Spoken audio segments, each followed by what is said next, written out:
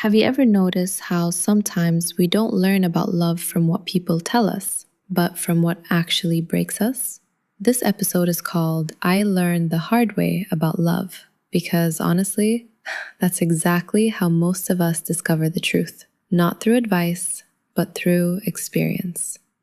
I used to believe love meant giving everything. I would watch people I know do the same. A friend of mine, for example, stayed in a relationship where she was constantly the one reaching out, apologizing, fixing things, and holding everything together.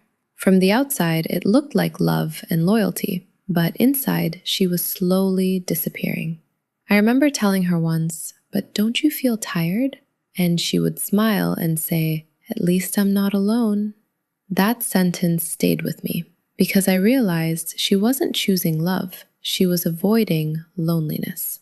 And I saw the same pattern in another situation I witnessed. Someone close to me kept chasing a person who only showed up when it was convenient, when things were good for them, when they needed attention, but never when it was mutual effort. And the painful part was not the behavior itself. It was how normal it started to feel. Like, this is just how love is supposed to be. You fight for it, you beg for it, you prove yourself for it. And I used to think the same way too. I used to believe that if I just tried harder, stayed longer, loved deeper, things would change. But the truth I learned the hard way is this: love doesn't grow where you lose yourself. Real love is not constant anxiety. It's not waiting for replies, overthinking silence, or questioning your worth every day. Real love is calm. It's mutual. It doesn't make you shrink to be accepted. And slowly, I started comparing what I thought love was with what healthy love actually looks like. In healthy love, both people show up. Both people care. Both people choose each other without pressure or fear. You don't feel like you are chasing. You feel like you are building together. And the biggest difference I noticed is this: in unhealthy love, you feel exhausted. In healthy love, you feel safe. I wish I learned this earlier, but maybe some lessons only come after we go through the wrong versions first. This episode is not about blaming anyone. It's about awareness. It's about noticing the patterns we repeat without realizing, and maybe asking ourselves one honest question: am I being loved, or am I just trying not to lose someone? Because once you see the difference, you can never unsee it. This part of the journey is not about understanding love from theory, but about reconnecting with yourself after experiencing confusion, attachment, or emotional exhaustion in relationships. The first exercise is self-awareness. Take a moment and write or reflect on situations where you felt you had to prove your worth in love, where you felt you needed to be more, do more, or tolerate more just to be chosen. Notice how often love felt like effort instead of ease.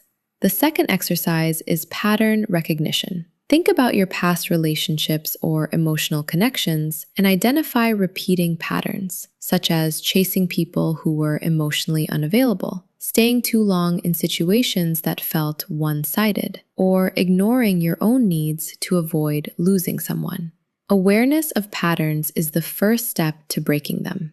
The third exercise is emotional check-in. Ask yourself honestly, how do I feel when I am with this person, or when I think about love in general? Do I feel calm, safe, and valued? Or do I feel anxious, uncertain, and constantly overthinking? Your body often knows the truth before your mind accepts it.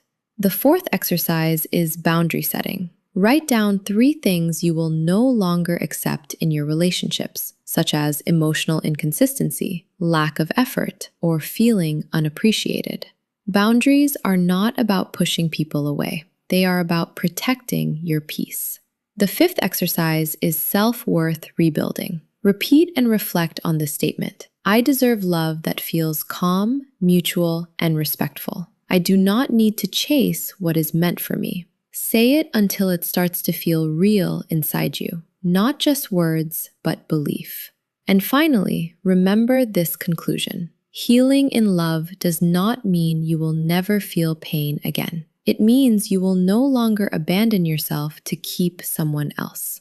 The moment you start choosing yourself, you stop repeating the same cycles and you begin attracting a different kind of love, one that does not require losing yourself to keep it. And in the end, remember this. Love is not something you chase until you lose yourself. It is something that feels safe, mutual, and calm. If you constantly have to prove your worth, shrink your needs, or overgive just to be chosen, that is not love. That is a pattern meant to be healed. These exercises were never about perfection. They are about awareness. And awareness is where everything begins to shift. Take your time, be honest with yourself, and do not rush your healing. It is not a straight line, but every small step you take back toward yourself truly matters. You are not here to repeat the same story. You are here to rewrite it. If this episode spoke to you, share your experience in the comments. Your story might be exactly what someone else needs to hear. Share this episode with someone you care about, and don't forget to subscribe to see all new episodes about healing, self-worth, and emotional clarity.